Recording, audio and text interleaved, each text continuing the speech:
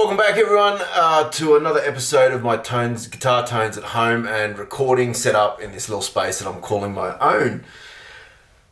Okay, following on from the last couple of episodes I've done, bringing the Lone Star out into this space kind of made me realise how clean I run my amps. I've been watching a few other YouTubers and I've got to say that in comparison, my guitar tones, whilst not Corey Wong clean, they're very blackface styled and very uncompressed and spiky, which is something I've found hard to swallow because I always thought I had my guitar tones set on the warmer side, but still I thought it was more getting to the point where the amp is starting to compress a little. But it wasn't until I brought my Lone Star out to this space that I realised how spiky my guitar tones are. The episode 9 that I did with amps in stereo out in the other space with the Lone Star and my little PV, or my son's PV, Rage 15, and just using the audio in the room captured from the camera and the little shotgun mic on top of it. Whilst not the best audio quality, the different room also highlights, it's a warmer room, so the sound generally is a bit more pleasing on the ear, but still quite clean. So I guess it was just volume really that adds to the feel and enjoyment of playing. As I mentioned, I've been watching some other YouTubers, notably James on Guitar, and he's been doing a little series with his Lazy J10, and I'm not sure whether it's just the inherent nature of tweed amps that just have this beautiful edge of breakup slash well-driven sort of sound that I'm probably seeking. So anyway, it made me question a couple things, and I'm going to throw some playing clips in of how I have run my amp typically in this space. Once again, it's with the Laney LC30 Mark 1, and generally, like I've said before, I don't need to attenuate in this space, which I feel quite lucky to be able to do. It's a 30 watt 4L84 amp. I usually run the master volume, or should I say the channel volume, because there is no master volume on channel 1, around 3 to 4, and that's pushing mid 90s, early 100s dB, which for the most part I can get away with.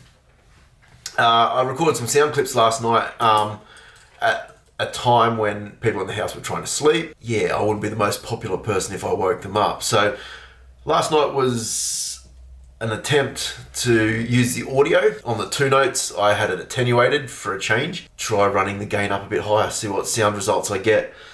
So yeah, just trying to move on and figure out how clean is too clean, how clean is, stiff, spiky and lifeless. I still remember, and one of the parts was Long Train Running. I still remember playing a gig and the other guitarist in the band turning over to me going, "Mate, clean your guitar amp up, it's way too muddy and way too compressed and overdriven."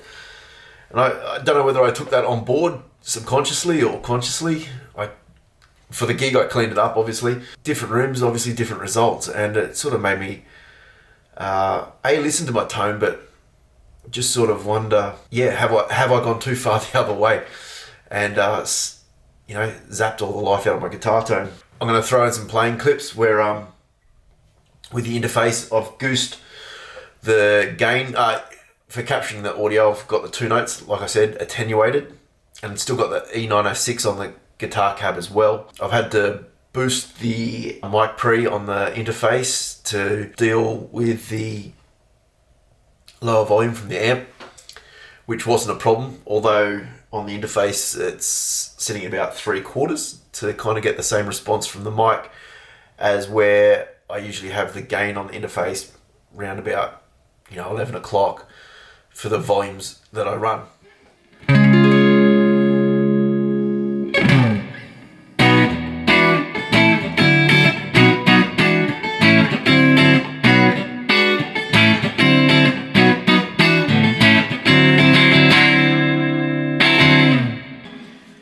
So that's roughly where I'd run the gain on the amp.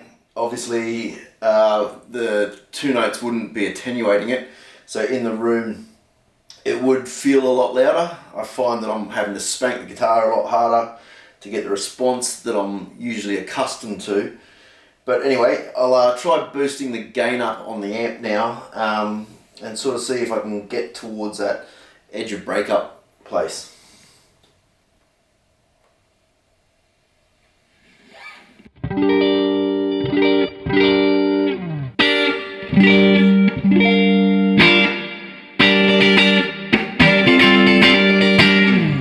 Okay, from that I probably still need to go a bit further on the master volume or the gain volume.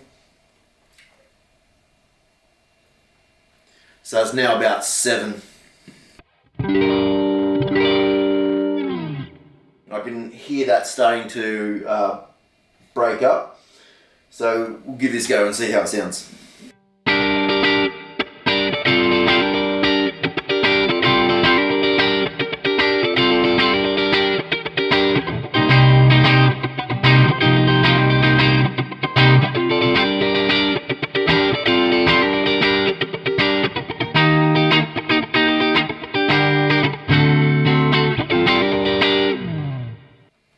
Still quite clean. The volume has definitely come up, even though the 2 notes is attenuating it. I'll try nudging it on a little bit further to see if I can get a little bit more breakup out of the amp. Bearing in mind too that this is a Telecaster, so if I was to pick up Les Paul or something with humbuckers, it's probably going to push it a little bit harder.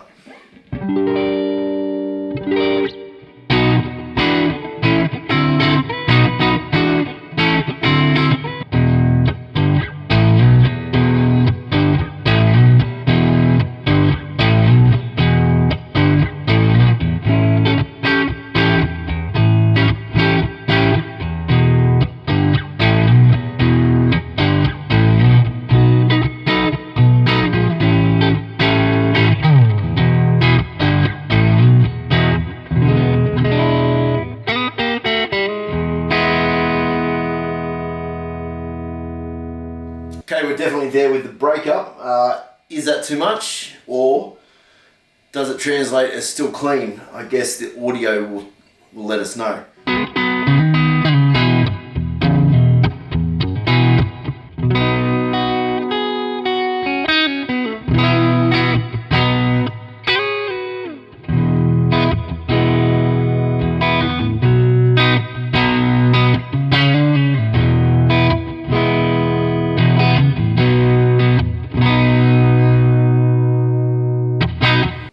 And quickly back to where we started from, just for comparison's sake.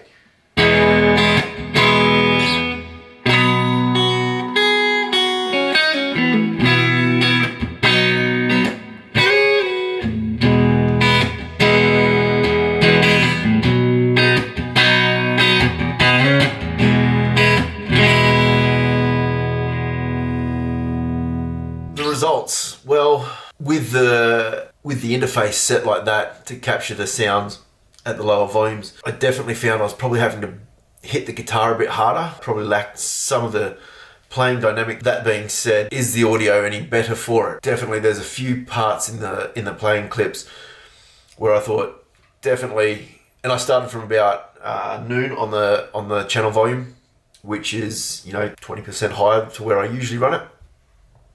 And it was still quite clean. The amp is super clean until you probably nudge the channel volume all the way around to about 6, probably just past 6 to 7, so 2 o'clock-ish. And as Mick from That Pedal Show says, nothing good happens until about 2 o'clock on the dials, which I've probably got to agree with him in this instance.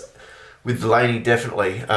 Even though it's sort of touted as a British style amp, the clean channel is definitely voiced very, very clean. And where I run the EQ, probably I emphasize or pull it back to a more Fender American style blackface clean. So getting the channel volume up to about 2 o'clock or 7-ish, then it really started to bark a bit and the bottom end started to fall apart a bit and overdrive probably both the preamp and also the power section as well. I sat down with a guitar tone in mind to try and capture, and probably didn't think about it fully as I was doing it. Could I add perhaps a pedal? I've gone to the the cupboard of shame and found a couple of compressors. Could that be the answer to what I'm looking for?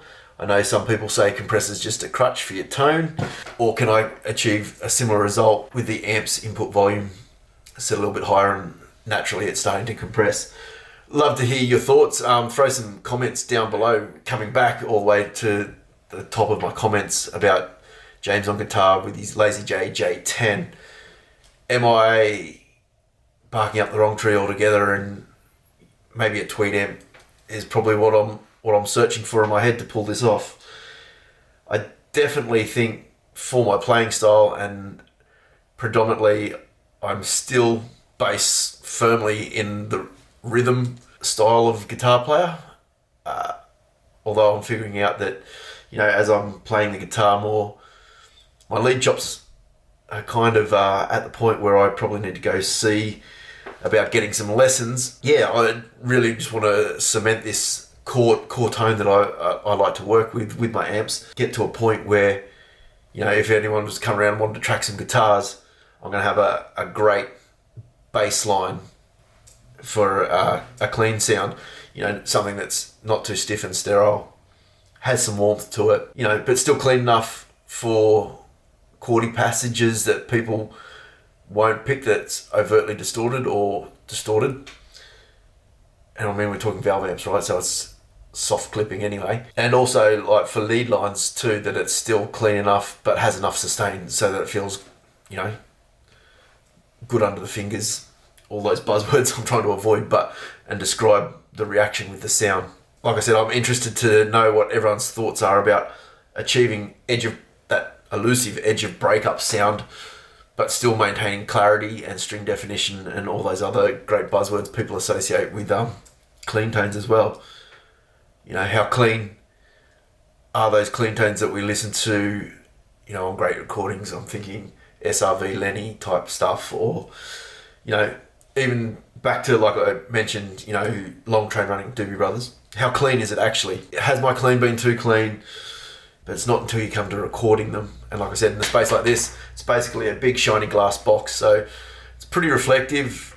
It's pretty bright. Getting those tones out of this amp in this space wouldn't have been possible without the attenuator on the two notes.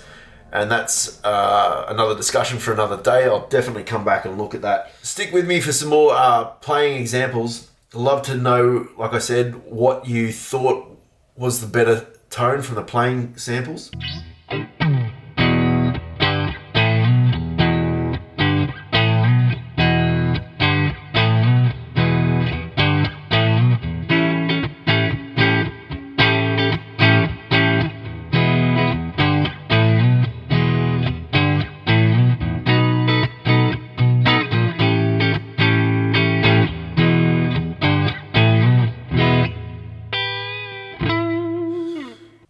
Can it be sweetened any further? I don't feel that my tone has ever been completely lifeless or completely stiff. Like I said, I'm no Corey Wong.